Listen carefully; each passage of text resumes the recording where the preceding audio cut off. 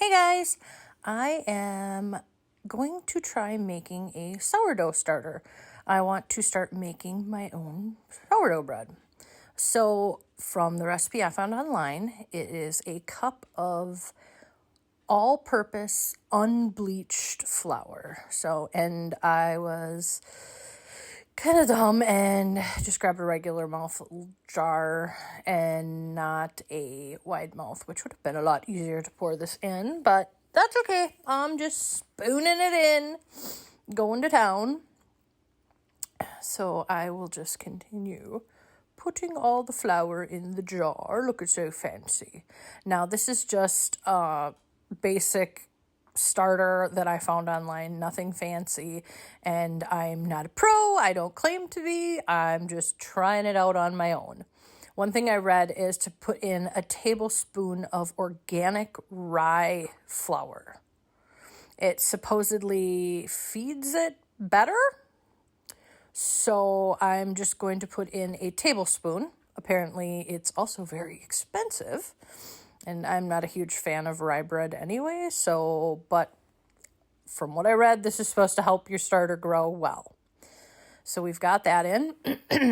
And then you're going to want to do basically a 1-to-1 ratio. So cup of water, cup of flour, and you don't want your water any warmer than 110 degrees, and it needs to be either well water or like a filtered water. Nothing that would be a city water that has like the chlorine and all the chemicals in it. So then we just mix this up. And I do have clean hands, wash my hands before I started.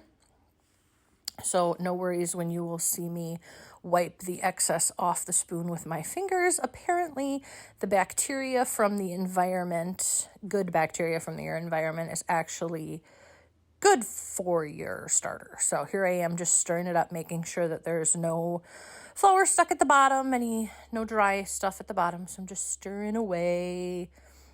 And just look at me, I'm just stirring like a maniac. So fancy. Apparently the more fermented your bread is, it's supposed to be better for you, I guess. So that's why we're kind of giving it a whirl, and I'm just sick of store-bought bread. It's not very tasty. So here I am just wiping off the excess, and there was some dry yet on the spoon.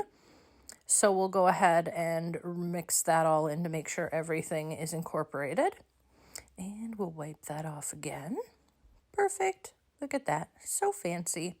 And then you can just put a cover on lightly. But because of Frankie and Shiloh, we've got a lot of Chihuahua glitter, shall we say. So I'm just using like a cheesecloth towel and then putting the ring over it so that it can still breathe. And apparently I thought pointing to it would let you know that it could breathe through the towel. I'm such a dork. I'm so awkward. And this is where it is. So we will check back in 24 hours.